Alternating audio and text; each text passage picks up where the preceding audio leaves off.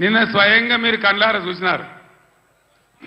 ఈ భారతదేశంలో ఉన్న చట్టాల ప్రకారం అంబేద్కర్ మహనీయుడు రాసినటువంటి రాజ్యాంగం ప్రకారం ఆర్టికల్ 3 ఆయన పెట్టినాడు కాబట్టి అంబేద్కర్ గారి పుణ్యమాని మనకు తెలంగాణ రాష్ట్రం వచ్చింది.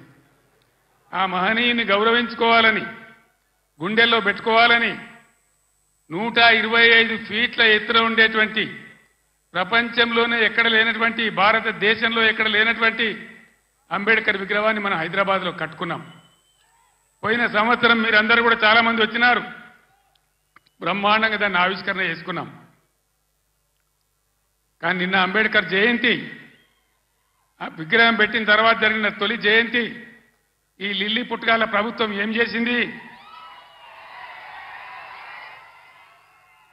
అక్కడికి గవర్నమెంట్ పోలే.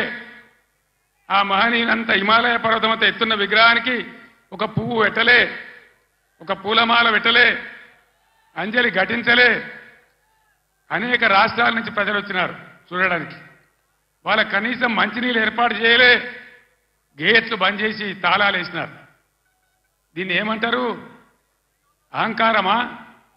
కండకావరమా? ఏమనుకోవాలి దీనికి? అజ్ఞానమా? ఎవరు పెట్టిన విగ్రహమే కదా. మనం ఒక విగ్రహమే పెట్టుకోలే.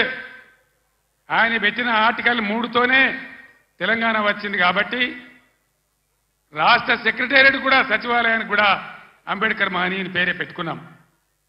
విగ్రహం కాడికి పోలే. మరి ఆ సెక్రటేరియట్ ఎందుకు కూర్చుంటున్నారు? సిగ్గు లేకుండా కూర్చుంటున్నారా? అది కూడా అంబేద్కర్ పేరు మీదనే ఉన్నది కదా.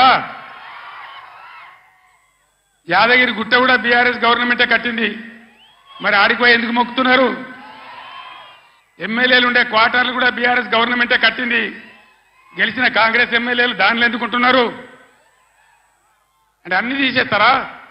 మిషన్ కాకతీయ చెరువులు బంద్ చేస్తారా? ఏమేం బంద్ చేస్తారు?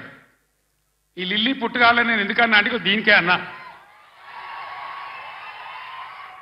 ఒకనాడు ఇదే లిల్లీ పుట్టుగాల పార్టీ సింగూరు ప్రాజెక్టు మన నోరు కొట్టి మన ఎండబెట్టి ఒక డ్రాప్ ఒక చుక్క నీళ్లు కూడా మనకి ఇయ్యలే. హైదరాబాద్కి ఇచ్చినారు.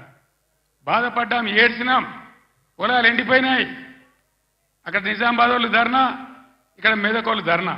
ఇయ్యలే. తెలంగాణ వచ్చినాక కదా ఇదే హరీష్ రావు ఇరిగేషన్ మంత్రిగా ఉండి జటా కాలువలు తవ్వి నీళ్లు సింగూరు కాలువలు తవ్వితే కదా అందులోకి నీళ్ళు వచ్చినాయి, పంటలు పడినాయి. ఎక్కడి నుంచి వాడుకున్నావు సింగూరు నీళ్లు?